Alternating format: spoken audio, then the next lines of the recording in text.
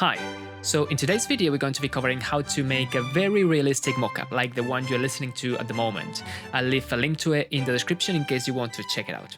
The first element to be aware of, especially in the case of a pre-existing piece's mockup, is the tempo. If you've ever listened to a classical piece recording, you will have noticed that the tempo is never static. It comes and goes according to what the piece needs at any given time. This is why the first step after laying down the MIDI notes for the four instruments that there are in this piece consists of tackling this very issue.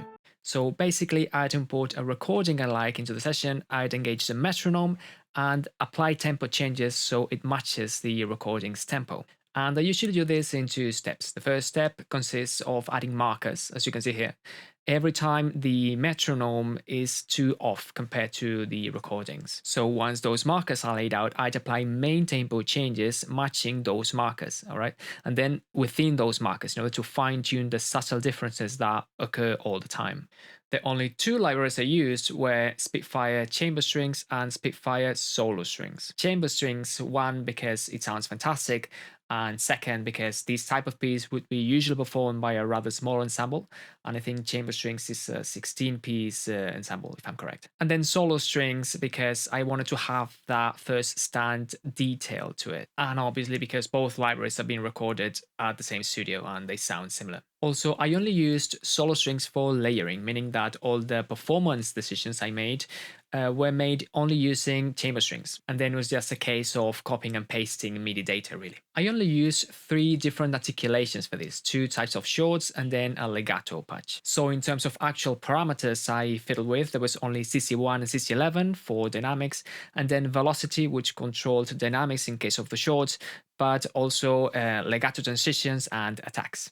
In terms of the decisions I make with these parameters, I play by ear, literally in this case. So it's just a case of listening to the recording and then trying to match the musical expression of each individual sentence, really. And always keeping in mind the parameters you are actually fiddling with. For instance, always keeping in mind if the attacks are quite there yet, if the legato transitions are realistic, etc, etc. There is a very important detail when it comes to programming strings that has to do with the bow, especially with the weight and speed of the bow. When a string player attacks a note or goes from one note to the next one, there's always a slight crescendo, for lack of a better word. When I say crescendo, it's actually a decrescendo plus a crescendo, as in when a note finishes, there's a slight decrescendo, and when it starts, there's a slight crescendo. This is especially noticeable when the bow changes direction. That is why there's these arches you can see here. They're everywhere, they're constant.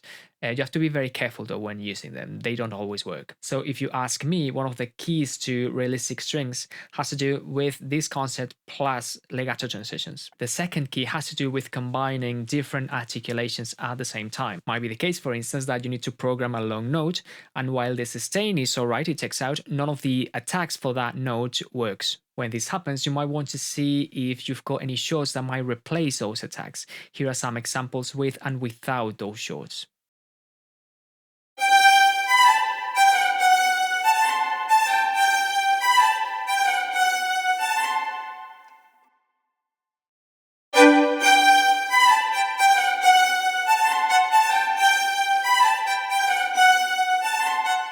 Now, in terms of reverb, I always use 2 different reverbs, one for the early reflections and another one for the tail. Now, there are a couple of details to keep in mind when working with reverbs in this context. One of them is to cut out the low end before and after the actual plugin, the reverb itself. This will help your reverb to be clean of that low rumble. The second one has to do with adding a compressor to the very end of your reverb track, sidechained to the master bus. So every time a transient comes through, your reverb is pushed back a little, creating that separation between the dry signal and the actual reverb. Now, in order to beef up the general mix, it's very important to add some parallel compression, as you can see here, where the signal is heavily compressed and then fed back into the general mix. In terms of mastering, I always split the signal into mid and side, and then I start by adding a bit of gain automation. What I'm trying to do here is to fine-tune those tiny details that were not quite there with the normal programming. After this, I control those nasty resonances, then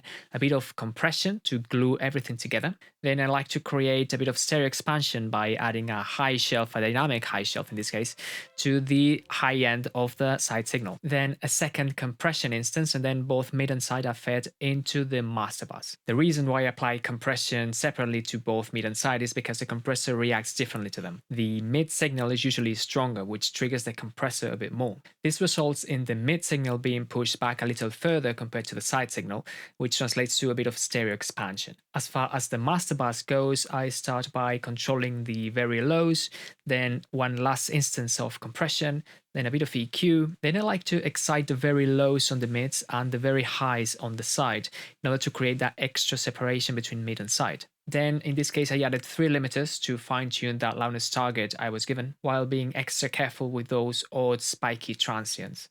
And that's about it. I hope you found this helpful, and as always feel free to ask me anything in the comments.